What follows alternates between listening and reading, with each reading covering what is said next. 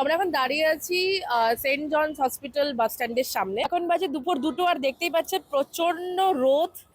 আর আমরা তামিলনাড়ুর ভেতরে ঢুকে গেছি আর স্নান টান করে এখন রেডি।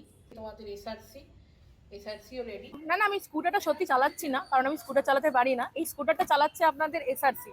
আর আপনারা যদি ভাবেন এই লাল টকটকে স্কুটার আর এই কালারফুল জায়গাটা নিয়ে, একদম ঠিক গেস করেছেন। আমরা এখন পন্ডিচেরিতে আছি, আর পন্ডিচেরিতেই আপনাদেরকে নিয়ে যাচ্ছি। নেক্সট ব্লগে আমাদের সাথে থাকবেন আর দেখতে থাকবেন Pondicherry journey with SRC and ARC. তার আগে কিন্তু অবশ্যই চ্যানেলটাকে সাবস্ক্রাইব করতে হবে, আর লাইক এন্ড কমেন্ট তো মাস্ট।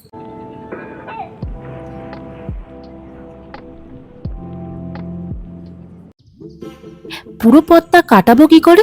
চলো পন্ডিচেরি যখন যাচ্ছি, পন্ডিচেরির গল্প করতে করতেই কাটাই। পন্ডিচেরি অথবা পুদুচেরি 1954 সাল পর্যন্ত ভারতের একটি ফরাসি উপনিবেশিক বসতি ছিল।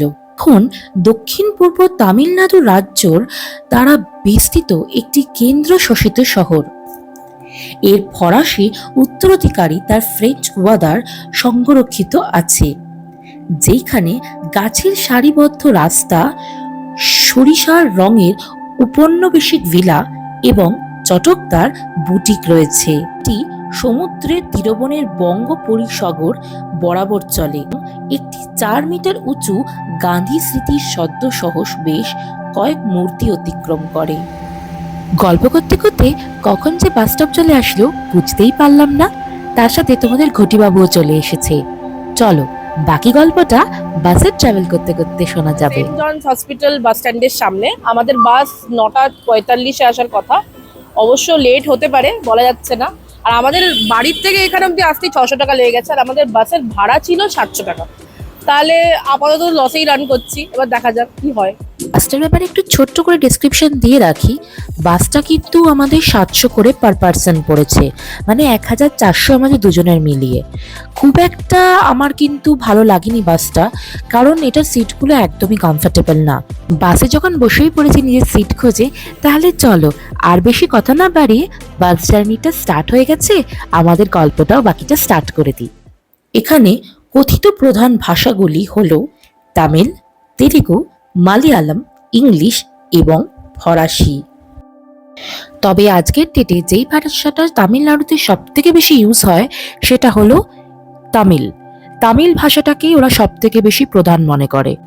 গল্প করতে করতে কখন যে মাঝ রাস্তা কভার করে গেছি বুঝতেই পারলাম না।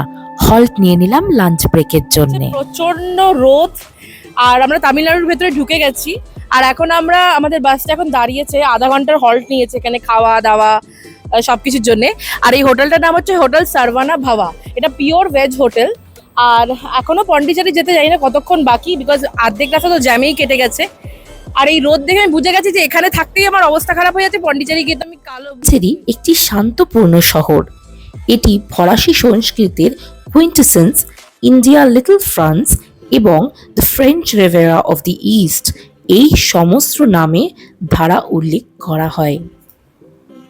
আরেকটা লাস্ট হল্ট নিয়ে আমরা চায় ব্রেকের জন্য দাঁড়ালাম। এখান থেকেই বুঝতে পারলাম যে আর হিন্দিতে কথা বলা যাবে না, কারণ আমি যখন চাটা চাইছিলাম তখন বারবার হিন্দি বেরিয়ে যাচ্ছিল। আর আমার বর আমায় বলেই দিয়েছিল হিন্দিতে কিন্তু আর কথা বলো না। তাই তোমাদের ঘটিবাবু একটু ক্যামেরার সামনে এসে কেরামতিও দেখিয়েছিল। এই তামিল আসল না। গল্প করতে করতে পন্ডিচেরির বাস জার্নিটা একদম কাভার হয়ে গেল। আশা করি পন্ডিচেরির ব্যাপারে যেইটুকুনি আপনাদের গল্প করেছি আপনাদের ভাল লেগেছে। তবে চলুন আর দেরি না করে আমাদের পন্ডিচেরির ব্লগটা আর আমাদের পন্ডিচেরির এক্সপিরিয়েন্সটা আপনাদের সবার সাথে শেয়ার করি।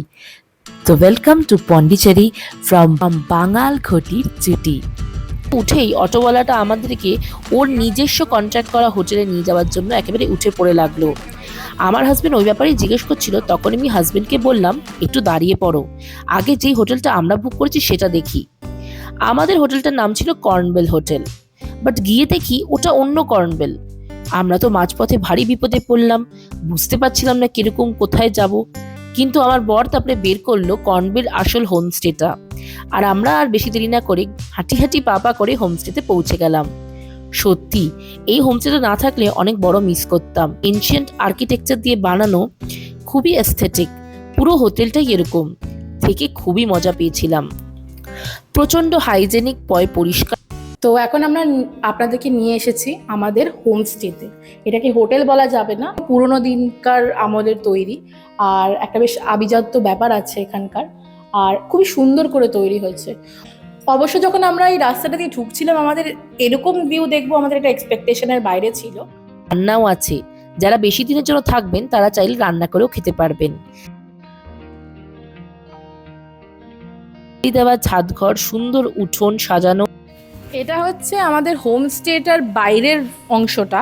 এটা আপনি বারান্দাও বলতে পারেন, বা এটা আপনি উঠোন বলতে পারেন। আমাদের চলন্তি ভাষায় আমরা এটাকে উঠোন বলি। আর দেখতে পাচ্ছেন গাছটা খুবই সুন্দর করে সাজানো হয়েছে। অফকোর্স এটা ট্যুরিস্ট অ্যাট্রাকশনের জন্য একটা ভালো জায়গা। আমি আবারও বলছি, যাদের শান্ত পরিবেশ পছন্দ করেন অবশ্যই এখানে আসতে পারেন। এটা কিন্তু অবশ্যই রিকমেন্ডেড। প্রচণ্ড হাইজেনিক একটা জায়গা উইথ অ্যাফোর্ডেবল রেটস। তো চলুন আমরা আপনাকে আমাদের রুমে নিয়ে চলি।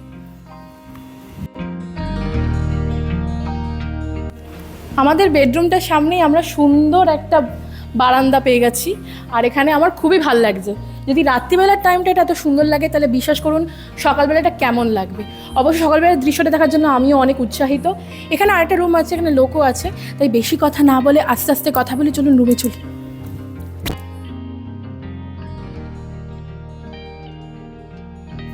তো এটা হচ্ছে আমাদের বেডরুম, আর বেডরুমটা আমার এত বেশি এই জন্য পছন্দ হয়েছে, কেন কি পুরো বেডরুমের থিমটাই হচ্ছে অ্যাস্থেটিক আছে নিশ্চয়ই, তবে জিনিসটা আপনারা দেখলেই আপনারা এখানে থাকলে বুঝতে পারবেন এটা কতটা অ্যাস্থেটিক। আমার পার্সোনালি এই জায়গাটা খুব পছন্দ হয়েছে, কারণ আমি এরকমই একটা অ্যাম্বিয়েন্স খুঁজছিলাম। আমার মনে হচ্ছিল যে একটা উইকেন্ড গেটআওয়ে, মানে আমাদের পিসের মধ্যে থাকা উচিত, কেন কি সারা সপ্তাহ আমরা অত্যন্ত খেটে কাজ করি। তাই আমার মনে হয় একটা উইকেন্ড গেটআওয়ে, পিসফুল হওয়া খুবই। আমার কিন্তু পার্সোনালি হোটেলটা খুবই পছন্দ, আর আমি রেকমেন্ডও করব।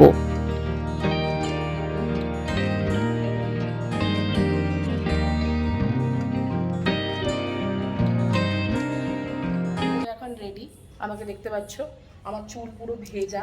আমরা এখন রক বিচে যাচ্ছি। এই তোমাদের এসআরসিও রেডি রক বিচে যাওয়ার জন্য। এটা আমার first time in Chennai, but তোমাদের এসআরসি তো চেন্নাই থেকে প্রফেশনাল লাইফ শুরু, আর পন্ডিচেরি অলরেডি ওর ঘোরা। যাই হোক, চলো তোমাদেরকে আমি সাথে নিয়ে যাই আমার সাথে পন্ডিচেরির জার্নিতে। তোমরা থাকো আর ভিডিওটাই কন্টিনিউ। বেরিয়ে পড়লাম হোটেলের তালা দিয়ে রক বিচের উদ্দেশ্যতে।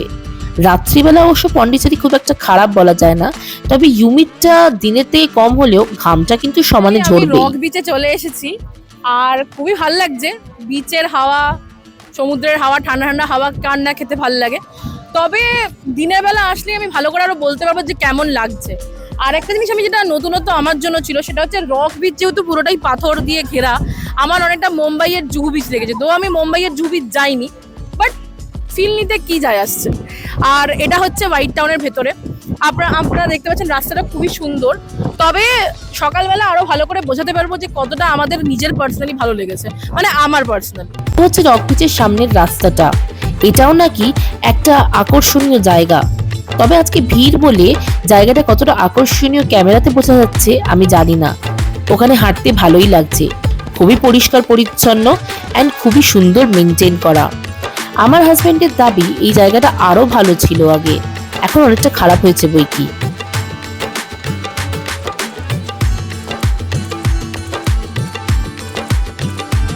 হোক, এসব কথা বলতে বলতে সমুদ্র ঠান্ডা শীতল হাওয়া খেতে খেতে আমি ভাবলাম বাকি রাস্তাটা একটু ঘুরে দেখা যাক, তাই ঘুরতে বেরিয়ে গেলাম রাস্তাতে। সত্যি সব জায়গাতে একটা ফ্রেঞ্চ টাচ তো আছেই।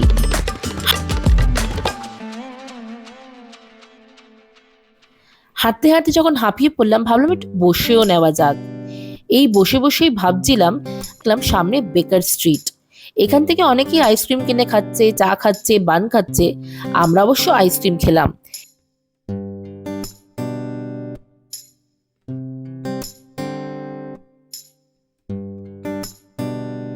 সফটিটার দাম প্রায় পড়লো 30 টাকার মতন, তবে সত্যিই খুব ভালো খেতে।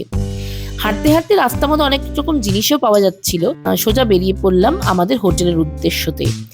যাওয়ার আগে কিছু খাবার দাবার কিনে আমরা দেরি না করে হোমস্টের উদ্দেশ্যতে বেরিয়ে পড়লাম। আশা করি ভিডিওটা আপনাদের ভালো লেগেছে। যদি ভালো লেগে থাকে অবশ্যই লাইক, শেয়ার অ্যান্ড সাবস্ক্রাইব কিন্তু মাস্ট। দেখা হচ্ছে পরের ভিডিওতে। টিল দেন সবাই ভালো থাকবেন। সাইনিং অফ ফ্রম বাঙাল ঘটির জুটি।